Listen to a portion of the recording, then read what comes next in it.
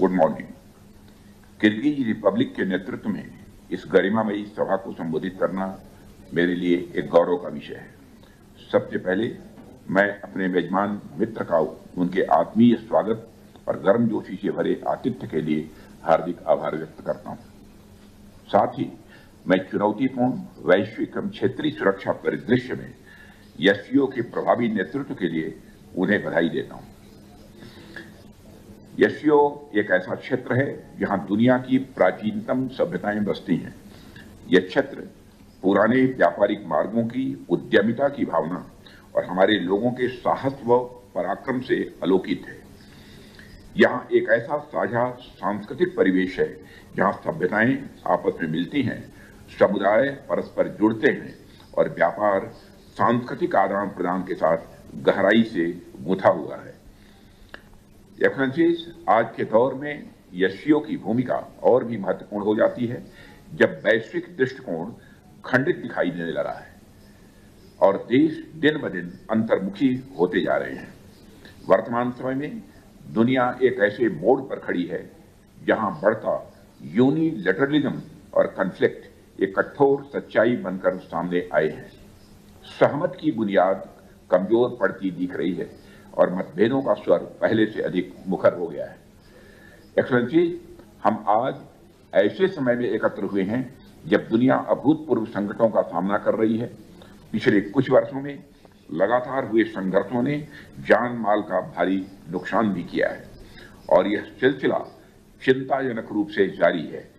Defence और security से जुड़े होने के नाते यह हमारे लिए आत्ममंथन का समय है ताकि हम इस स्थिति से निपटने के लिए प्रभावी कदम उठा सकें। एक्सेलेंसी, इसी समय हम एक्सट्रीमिज्म, रेडिकलिज्म और टेररिज्म के रूप में एक और गंभीर चुनौती का सामना कर रहे हैं। आज के उभरते वर्ल्ड ऑर्डर में आतंकवाद सबसे बड़ा खतरा बनकर सामने आया है। इसी पृष्ठभूमि में एससीओ एक ऐसे ऑर्गेनाइजेशन के रूप में सामने आया जो हमारे शेयर्ड वैल्यूज पर आधारित है। इस संगठन ने हमेशा आतंकवादी विचारधाराओं और गतिविधियों की कड़ी निंदा की है और आतंकवाद के विरुद्ध सामूहिक संघर्ष को अपना आधार बनाया है। इसलिए आतंकवाद के खिलाफ लड़ाई इस संगठन के मूल सिद्धांतों में शामिल है। एक्सेलेंसी, पिछले वर्ष तियानजिन डिक्लेरेशन ने आतंकवाद के विरुद्ध हमारे दृढ़ और एकजुट रुख को स्पष्ट रूप से सामने रखा था। कुछ ही दिन पहले 22 अप्रैल को हमने पहलगाम में हुए भीषण आतंकी हमले के पीड़ितों को श्रद्धांजलि दी है। उस घटना ने न केवल एक क्षेत्र बल्कि पूरी मानवता को झकझोर कर रख दिया था। ऑपरेशन सिंदूर के दौरान हमने यह स्पष्ट कर दिया कि आतंकवाद के केंद्र अब सजा पाने से किसी प्रकार से बच नहीं सकते।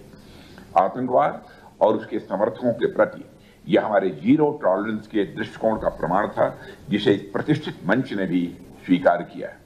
लेकिन हमारी कलेक्टिव क्रेडिबिलिटी अपनी कसौटी पर तब खरी उतरती है जब इसकी निरंतरता बनी रहे। हमें यह नहीं भूलना चाहिए कि आतंकवाद का न कोई देश होता है और न कोई धर्म। टेररिज्म और इनोसेंट ह्यूमैनिटेरियन लॉस के लिए कोई भी वजह, चाहे वह वास्तविक हो या काल्पनिक, जायज नहीं है। एक्सेलेंसी, इस संदर्भ में एससीओ के रीजनल एंटी टेररिस्ट स्ट्रक्चर ने एक बहुत महत्वपूर्ण भूमिका निभाई है। भारत की चेयरमैनशिप के दौरान countering radicalization leading to terrorism, separatism and extremism के विषय में जारी हेड्स ऑफ स्टेट का ज्वाइंट स्टेटमेंट हमारी शेयर्ड कमिटमेंट को दिखाता है।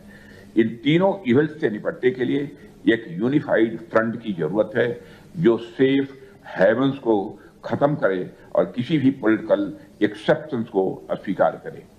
हमें state sponsored cross border terrorism को नजरअंदाज नहीं करना चाहिए, जो किसी भी देश की संप्रभुता पर सीधा आघात करता है।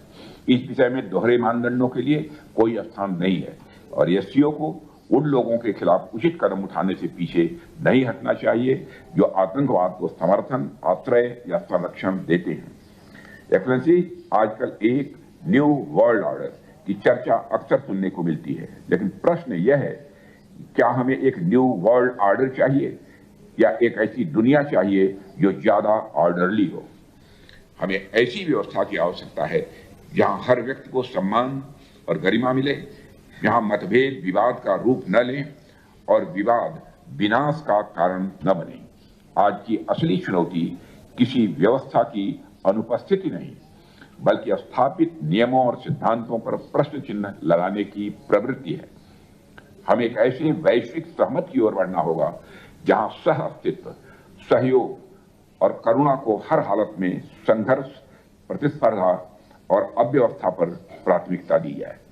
एक्सेलेंसी, एससीओ दुनिया की एक बड़ी आबादी को रिप्रेजेंट करता है, इसलिए हमारी जिम्मेदारी बनती है कि हम अपने क्षेत्र में ही नहीं बल्कि पूरी दुनिया में शांति और स्थिरता इंश्योर करें। हमें डायलॉग और डिप्लोमेसी का रास्ता अपनाते रहना चाहिए, न कि जोर जबरदस्ती का। हमें इसे हिंसा और युद्ध का युग नहीं बनने देना है, बल्कि शांति और समृद्धि का युग बनाना है। यहां मैं महात्मा गांधी का एक संदेश याद दिलाना चाहूंगा कि an eye for an eye makes everyone blind. और हर कदम उठाने से पहले हमें सोचना चाहिए कि उसका गरीब और जरूरतमंदों के जीवन पर क्या असर पड़ेगा। डिफेंस और सिक्योरिटी के लिए उत्तरदायी लोगों के रूप में हमारी, मैं मानता हूं, बड़ी जिम्मेदारी है कि हम भाईचारा और सद्भावना को बनाए रखें। हमें याद रखना होगा कि शक्ति की असली परीक्षा इसे गरीब और कमजोर के खिलाफ इस्तेमाल करने में नहीं है, बल्कि उन लोगों के हित में इस्तेमाल करने में है जो खुद की रक्षा नहीं कर सकते।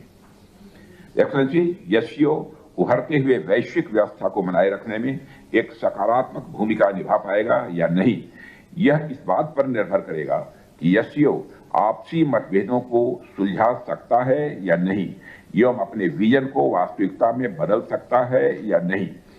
भारत यह मानता है कि एससीओ के पास शांति और स्थिरता बनाए रखने के लिए आवश्यक शक्ति एवं संकल्प है।